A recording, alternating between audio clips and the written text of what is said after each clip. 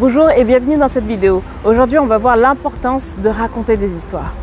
Je m'appelle Claude Eugénie et vous savez, j'accompagne les entrepreneurs qui, comme vous, veulent changer le monde et veulent apporter leur message au monde. Maintenant, savez-vous que lorsqu'on fait un discours, si on ne... Comment dire ? Il y a beaucoup d'entrepreneurs en fait que je vois et que j'observe qui ont tendance à raconter des histoires en faisant énormément de narration.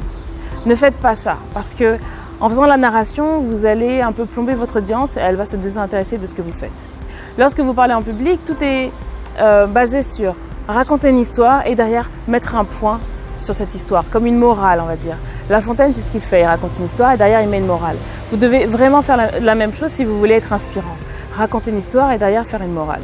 Parce que simplement apporter de l'information peut désintéresser votre audience sur le long terme ou sur le court terme. J'essaye de voir quel type d'histoire je pouvais vous raconter.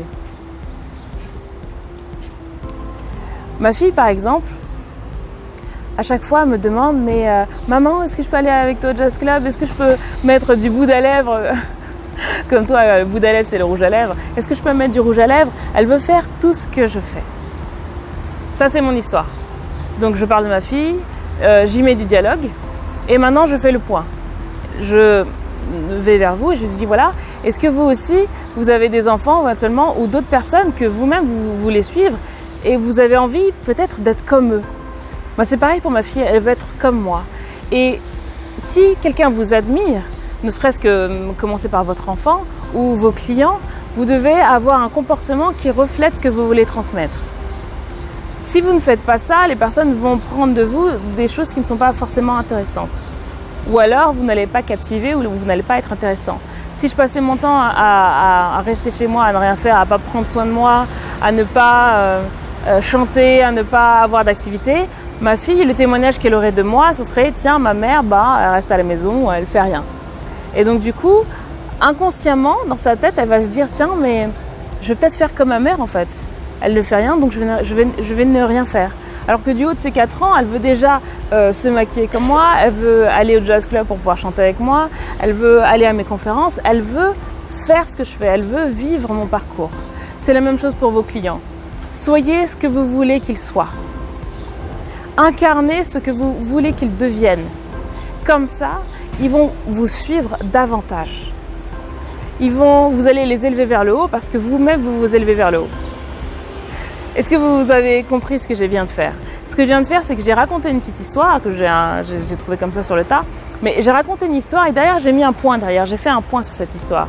Parce que la morale de cette histoire, c'est pas le fait que ma fille me dise « Tiens maman, maquille-moi » ou « Maman, j'ai envie de mettre une robe comme toi ». Mais le point de cette histoire, c'est « Regardez, par mon attitude, ma fille veut me copier et donc mes clients veulent aussi éventuellement me copier et devenir comme moi. Moi, par exemple, je veux devenir comme mes coachs. J'ai envie de devenir comme eux. » Donc, votre rôle est important et dans mon message, quand je parle de ça, je raconte mon histoire et derrière je dis à quel point c'est important pour vous le sujet de mon message, l'histoire de mon message. Est-ce que c'est ce que vous devez faire lorsque vous racontez une histoire? Vous racontez une histoire, vous imitez du dialogue, pas de narration ou très peu de narration pour expliquer peut-être le contexte et derrière après vous ajoutez du dialogue.